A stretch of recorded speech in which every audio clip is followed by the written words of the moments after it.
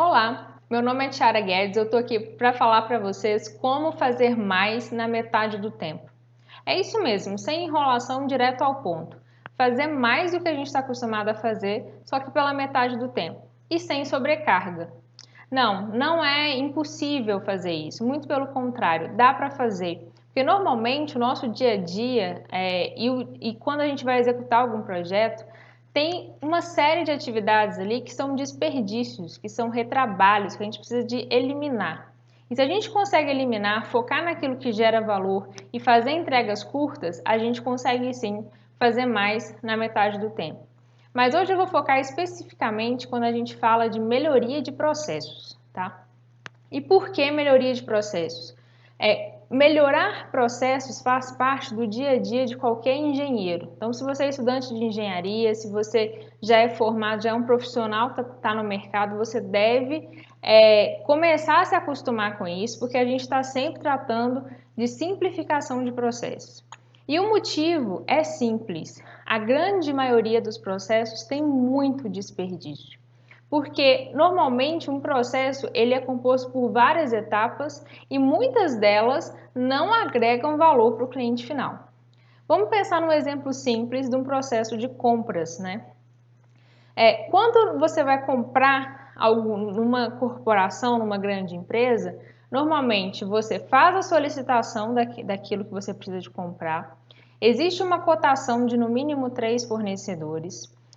Depois que tem aquela cotação, você tem a escolha, a verificação se aquilo que foi cotado é realmente aquilo que você precisa. Você tem o processo de aprovação de verba. Uma vez aprovado, você tem a compra efetiva daquilo que você precisa e você tem a entrega do serviço ou produto comprado. Isso de uma forma bem simples. Se você pensa nesse processo, que é maior do que eu descrevi, tá? Quais foram as etapas que agregaram valor para você enquanto consumidor final? De todas essas que eu falei, o que eu consigo imaginar que agregou valor para mim foi escolha do fornecedor e entrega do serviço, diante de tudo que eu falei. Não que as outras etapas elas não sejam importantes, mas elas não estão agregando valor para mim. Então, dentro desse processo simples que eu descrevi de compras, você deve ter ali uns 10% de etapas que realmente estão agregando valor para o cliente. Então, é natural, enquanto empresa, enquanto funcionário de uma grande organização, a gente olhar para esse processo e falar: caramba, eu preciso de simplificar. E normalmente tem muita oportunidade de simplificar mesmo. Não quer dizer que você vai chegar no nível de zerar as etapas que não agregam valor, porque normalmente elas são necessárias. Uma verificação de qualidade, por exemplo, uma verificação de segurança, uma questão de compliance ou uma questão legal, às vezes são etapas necessárias, né? O que a gente busca é simplificar o máximo possível. E se esse processo que eu descrevi para vocês, ele tem muita oportunidade, imagina todos os grandes processos que a gente tem numa indústria, né? Seja ele processo produtivo ou processo para você gerar um tipo de informação, um tipo de relatório para o cliente, processo de vendas, de faturamento, enfim, posso pensar em vários aqui. Inclusive, se você conseguir pensar em processos da sua empresa que precisam ser simplificados, comenta aí. Às vezes você já participou de algum projeto de simplificação de algum processo, então comenta aí também que eu quero saber o que você já fez aí em termos de simplificação de processo, ok? Então, normalmente, como tem esse monte de desperdício, né, etapas que não agregam valor, e além delas também tem retrabalho, tem informação que não é passada da forma como deveria, existem vários desperdícios aí, as empresas normalmente buscam simplificar os próprios processos, né? E essa busca, ela é guiada pelo fato de que normalmente não existe recurso sobrando. É muito difícil você ver alguém falar: ah, lá na empresa eu fico à toa porque tem mais gente do que precisa no meu departamento. Normalmente isso não existe recurso sobrando nas empresas, nem recurso humano, nem recurso financeiro. Então, as empresas têm que enxugar os seus custos o máximo possível, até mesmo para manter sua competitividade no mercado. num mercado que muda o tempo inteiro e onde surgem novos competidores também. E da mesma forma que não há sobra de recurso, se a gente fala que tem mudança o tempo todo, a gente também não tem tempo a perder. A gente não pode se dar ao luxo de, uma vez que a gente percebe que tem desperdício, que tem oportunidade de melhoria em algum processo da organização, a gente deixar aquilo ali para depois, né? Normalmente essas questões de melhoria, elas são para ontem. A empresa percebe a oportunidade e ela quer mudar. Então vem a demanda de simplificar, simplifica o processo e simplifica rápido, né? Seja esse processo produtivo, seja esse processo administrativo, ok? Beleza, chegou essa demanda para simplificar. Como normalmente a gente conduz esse processo de simplificação? Normalmente a gente faz um mapeamento de todo aquele processo, como é que ele é feito hoje, no detalhe, em termos de até de como é que é passada a informação de uma pessoa para outra, faz entrevista com várias pessoas, então fica um tempo ali para mapear o processo. Na sequência, é levantada uma série de ações de simplificação daquele processo e normalmente tem um tempo para a execução dessas ações. Esse é a cara de um projeto de simplificação de processo tradicional, tá?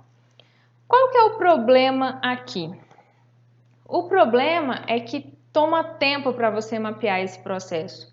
Quanto mais detalhado e quanto maior e mais complexo o processo, mais tempo vai demandar. Quer dizer que não funciona? Não. Esse tipo de mapeamento ele funciona e ele traz resultado, ele traz uma clareza muito grande de como é que o fluxo tá? Porém, ele é lento. Da mesma forma como a execução das ações é lenta. Por quê? Deixa eu falar uma coisa para vocês que é muito importante vocês saberem. As oportunidades, as grandes oportunidades de simplificação e ganho de competitividade nas empresas não está nas caixinhas, está nas interfaces entre os diferentes departamentos e as diferentes funções ali dentro da empresa. Então, quando você fala de simplificar um processo, normalmente você vai envolver mais de uma área ali, ou pelo menos pessoas diferentes com responsabilidades diferentes, tá? E isso toma tempo, né? E quando você fala de executar um plano de ação para tratar as interfaces, normalmente você vai ter que ter ações conjuntas ali. E devido às pessoas terem baixa disponibilidade, né, elas estarem dedicadas a outras funções, normalmente esses planos de ação eles demoram a ser executados, né? Então, o processo tradicional ele tem essas questões. Fora um outro lado que eu vou falar aqui abertamente para vocês, que existe, principalmente quando a gente fala de grandes empresas, que são as questões políticas. Eu vou simplificar o processo, algumas pessoas podem enxergar isso como uma ameaça. Poxa, então será que a parte que eu faço eu vou deixar de fazer? Será que isso vai atrapalhar a minha equipe de alguma forma? Essas questões existem, as pessoas têm medo de perder as posições, de perder poder dentro da organização. E um projeto que chega para simplificar um processo, ele pode causar essa reação nas pessoas, tá? Então você tem essas questões, esses problemas dentro do método tradicional, tá? É um método que funciona, mas tem o tempo dele para ser executado e nem sempre a gente tem esse tempo disponível para trazer resultado para a organização. Ok, então qual que é a alternativa? Como é que eu faço mais na metade do tempo, nesse caso aqui? Bom, antes de mais nada, antes de falar para vocês o que vocês precisam para fazer mais na metade do tempo, na simplificação de processos, eu preciso de pedir, toda vez que você for fazer uma melhoria em algum processo, determine de antemão a condição inicial. De onde você está partindo? Eu preciso de reduzir o lead time de um processo. Qual que é o lead time de hoje? Eu preciso de aumentar o ganho em outro processo, em outro departamento. Ok, qual que é a realidade de hoje? Nem sempre esses dados são claros. Quando eles vêm de forma bem registrada, bem armazenada, né, tá em algum lugar certinho, ótimo. Mas nem sempre é claro, tá? Então, assim, não tenho dado nenhum, nunca medi o processo, só existe o sentimento de que aquele processo não está funcionando bem. Meça. Meça 1, 2, 3 semanas, 3 processos, 4, 5, para você ter pelo menos um ponto de partida ali, uma amostragem, né? Por quê? Porque se você não medir, não souber o seu ponto de partida, você não vai conseguir saber se você melhorou lá na frente, tá? Então, isso é muito importante. Da mesma forma que definir a condição inicial, é muito importante também definir a meta, onde você quer chegar, né? Que aí você vai conseguir saber também se as ações que aquele grupo, aquele time levantaram estão indo em direção ao alcance do objetivo ou não, tá? Agora, eu vou falar para vocês o que vocês precisam para fazer mais na metade do tempo, para reduzir aquele tempo lá atrás de simplificação do processo que vocês estão trabalhando. A primeira coisa, não tem mágica, tá, gente? Não tem mágica aqui. A primeira coisa é, você precisa de ter as pessoas certas com a disponibilidade certa para te ajudar nessa simplificação. O que é isso? Não é um gerente de uma área que vai te dizer o que você precisa de fazer para simplificar um processo X, porque ele não coloca a mão na massa. Você precisa de quem coloca a mão na massa, de quem faz aquele processo rodar no dia a dia ali, para te falar quais são os problemas, para te ajudar a montar o fluxo em alto nível de como é que ele está hoje. Não precisa de detalhar, né? Os grandes problemas que já vão te trazer a maior parte do ganho, você já consegue tirar de um fluxo um pouco mais macro, não precisa de detalhamento, né? Mas as pessoas certas, elas têm que te ajudar. Então, é quem está ali no dia a dia daquele fluxo, tá? Que precisa estar com você. E disponibilidade certa, o que é isso? Você precisa daquelas pessoas um tempo suficiente para elas conseguirem te ajudar no mapeamento do processo.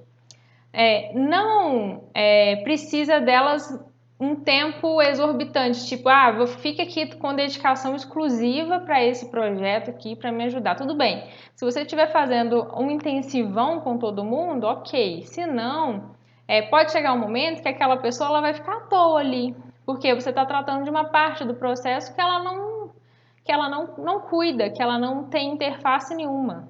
Então, cuide de ter as pessoas certas e com a disponibilidade certa para te ajudar, tá? Se participação meia boca não funciona, o que é isso? Às vezes, principalmente hoje em dia, quando a gente tem muita reunião remota, né, muito contato remoto, a pessoa está ali conectado com você na sua reunião, mas está fazendo outra coisa. Então, assim, ela não está realmente engajada naquilo ali, né? Ela não está participando do jeito que ela deveria. Então, assim, participar mais ou menos não dá certo. As pessoas têm que estar ali, têm que estar envolvidas, têm que estar junto contigo para te ajudar a levantar os pontos de melhoria daquele processo, né? Os pontos de dor e os pontos de melhoria também que a gente precisa, tá bom? Esse é o ponto número 1. O segundo ponto, patrocínio. Você vai conduzir um processo de melhoria. A empresa chegou lá à conclusão de que um determinado processo precisa de simplificar urgente, porque ela está perdendo competitividade, porque o concorrente faz muito melhor, muito mais rápido, e aquela simplificação precisa de ser para ontem. Ok. Então você começa ali a conduzir esse projeto de melhoria, né? Mas se você não tem o patrocínio correto, ou seja, um sponsor que vai defender aquilo junto com o alto escalão da empresa e que dessa forma vai até te ajudar no ponto número 1, que é a disponibilidade das pessoas, né? Se a empresa não está enxergando aquilo como prioridade, você vai ter muita dificuldade de executar o projeto. Então, é importante que as lideranças estejam engajadas de verdade com aquele projeto E não falar, ah, legal, é super legal, é importante, mas não te dá o apoio necessário. Não acompanha, não permite que as pessoas participem, coloca mais um monte de outras prioridades ali para as pessoas fazerem, tá? Então, assim, é importante ter o patrocínio da alta gestão para aquele projeto acontecer e você ter os recursos necessários ali para a execução do projeto de melhoria, ok? Sem patrocínio, não vai. Então, essa é uma mensagem que fica. O outro ponto, que é um ponto muito importante, é o método, tá? Eu já participei de alguns projetos de melhoria que a gente chega na primeira reunião e tem várias reuniões ali todo dia ou várias vezes na semana e as pessoas vão e começam a discutir, às vezes voltam em pontos que já discutiram antes, ninguém sabe onde que tá, para onde que vai, ninguém levantou a condição inicial, não avançaram na discussão, por quê? Porque não existe um método ali para ser seguido. O que eu falo como método? O que você vai fazer? Qual é o passo a passo para aquele grupo que precisa de melhorar um processo chegar no objetivo definido? Primeiro nós vamos levantar aqui o mapa macro do processo.